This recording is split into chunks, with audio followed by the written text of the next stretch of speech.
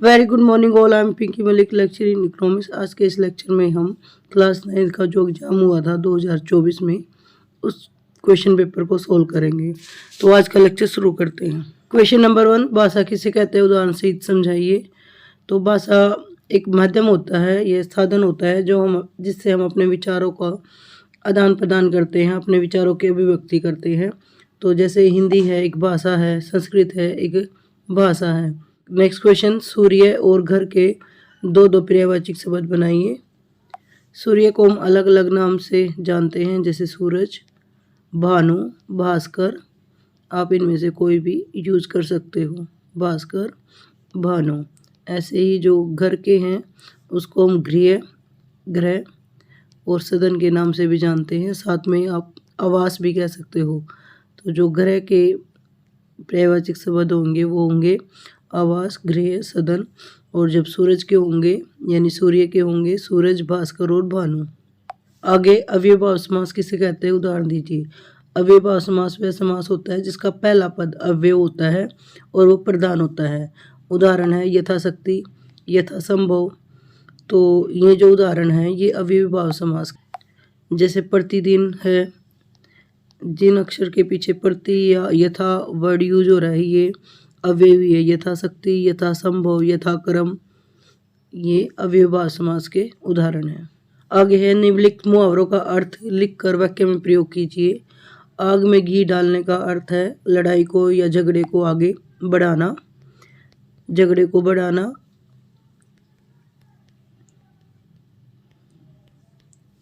9-2-11 का मतलब होता है भाग जाना। जैसे पुलिस को देखते ही चोर 9-2-11 हो गई। आगे है विलोम शब्द लिखिए।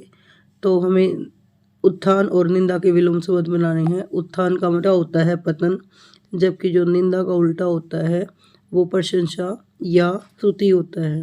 प्रशंसा किसी की तारीफ करना, जब निंदा होती है वो बुराई करना होता है। नेक्स्ट क्वेश्चन, चिर उपसर्ग का प्रयोग करते हुए दो शब्द बनाइए। जो किसी शब्द के पीछे लगकर उसका अर्थ बदलते हैं उसे हम प्रत्यय कहते हैं, और जो किसी शब्द के आगे लगकर उस शब्द का अर्थ बदल देते हैं उसे हम उपसर्ग कहते हैं। उपसर्ग आगे लगते हैं और प्रत्यय पीछे लगते हैं। तो चिर का जो उपसर्ग अगर हम लगा कर प्रयोग करेंगे तो वो बन सकता है चिरकालीन, चिरायु, चिरंजीवी। इस तरह हम चिर के अलग अलग प्रयोग कर सकते हैं।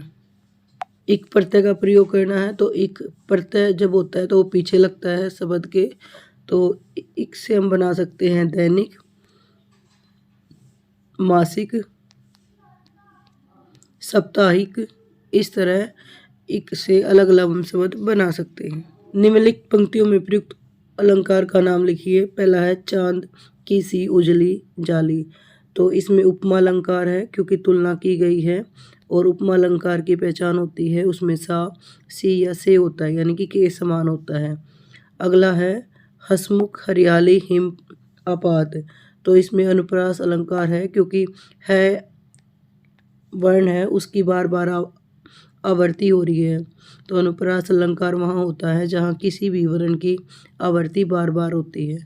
नेक्स्ट क्वेश्चन, कबीरदास के अनुसार व्यक्ति की पहचान किससे होती है। तो कबीरदास के अनुसार व्यक्ति की पहचान उसके कर्म से होती है। घर जाने की चाह घेरे पंक्ति में किसको घर जाने की कामना करते हैं।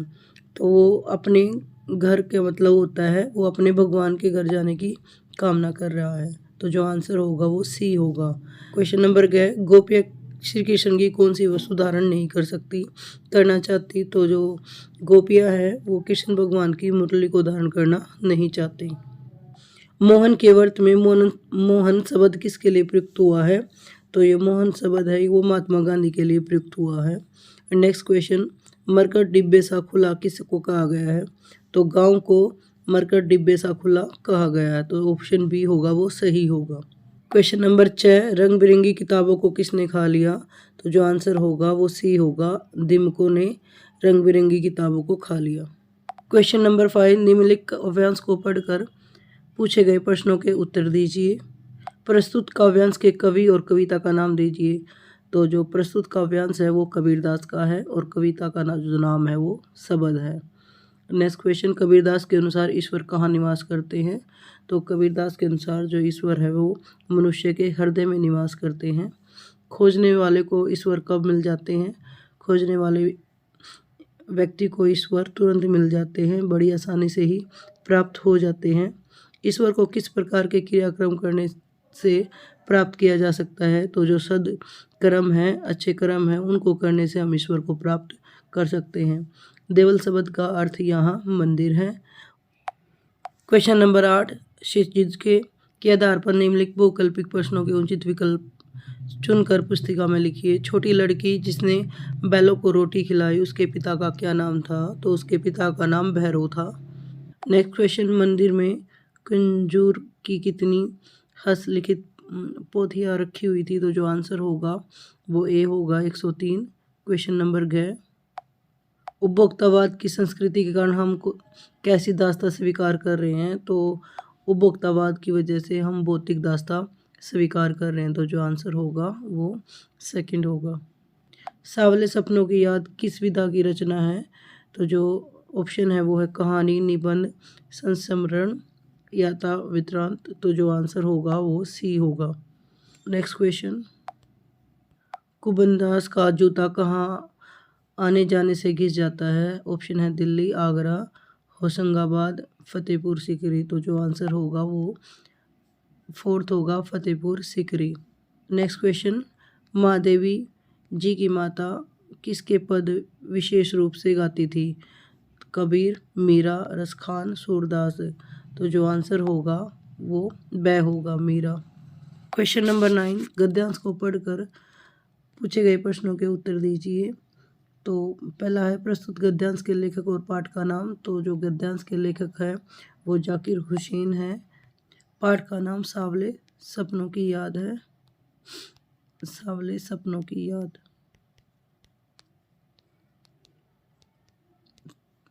लेखक का नाम जाकिर हुसैन और पाठ का नाम सांवले सपनों की याद। प्रस्तुत गद्यांश का प्रसंग लिखिए। तो प्रस्तुत गद्यांश है वो सालिम अली के प्रकृति के प्रति जो प्रेम है उसको दर्शाता है। गद्यांश में बर्ड वाचर कौन है? तो गद्यांश में जो बर्ड वाचर है वो सालिम अली है। उसी का प्रकृति प्रेम को इसमें शो किया गया है, सालिम अली है। एकांत क्षणों में सालिम अली कैसे दिखते हैं? तो एकांत समय में जो सालिम अली है वो बिना दूरबीन के भी देखे जा सकते हैं। एकांत क्षणों में सालिम अली बिना दूरबीन के भी देखे गए हैं। क्वेश्चन नंबर 13, ये पाठ शिवाजी के गुरु का क्या नाम था? तो शिवाजी के गुरु का नाम स्वामी रामदास था। ब्रह्मगुप्त का गणित की किस शाखा से संबंध है? तो वो है बीज गणित। क्वेश्चन नंबर 3, वेदांतिक पंडित व साधक तोतापुरी ने किस वेदांत की शिक्षा प्रदान की? तो जो आंसर है वो है रामकिशन परमहंस। लास्ट क्वेश्चन, गीता का जो अध्याय है वो किस नाम से जाना जाता है? गीता के 10वें अध्याय का क्या नाम है? गीता के 10वें अध्याय का जो नाम है वो विभूति योग है। आज के लिए इतना ही, धन्यवाद। Thanks for watching.